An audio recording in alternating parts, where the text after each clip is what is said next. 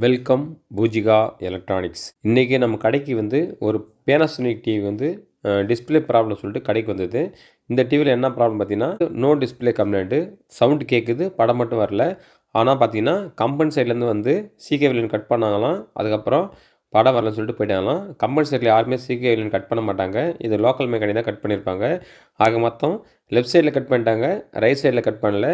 அதாவது லெஃப்ட் சைடில் கட் பண்ணால் ஒரு 2 மாதம் 3 மாதம் ஓடும். அதுக்கப்புறம் ரைட் சைடில் கட் பண்ணாக்கா படம் வரதுக்கு வாய்ப்பே கிடையாது.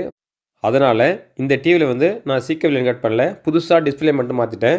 அதாவது நம்ம ஸ்டாக் வந்து பார்த்திங்கன்னா சாம்சங் டிஸ்பிளே கிடையாது. அதனால் ஒரு எம்ஐ டிஸ்பிளே, அதாவது பார்த்திங்கன்னா எஸ்டி பேனல் சொல்லுவாங்க, இந்த டிஸ்பிளே தான் மாற்றுறேன். சப்போஸ் இது மாதிரி நீங்கள் டிஸ்பிளே மாற்றுறதுக்கு வரும்பொழுது நம்ம என்ன பண்ணணும் பார்த்திங்கன்னா, சாம்சங் டிஸ்பிளே இருந்தாக்கா ஒரு எம்ஐ டிஸ்பிளே போடும்பொழுது நம்ம என்ன பண்ணணும்னா ஒரு கன்வெர்ட்டர் போடணும். இப்போ நான் பாருங்கள் கன்வெர்ட்டர் போட்டு தனியாக வச்சுருக்கிறேன்.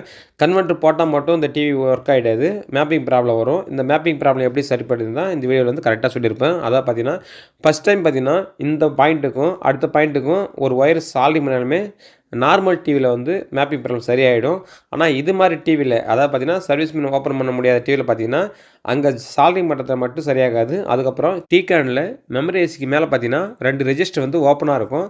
அதை நீங்கள் ரீசால்டிங் பண்ணாலுமே இந்த மேப்பிங் ப்ராப்ளம் சரியாயிடும்.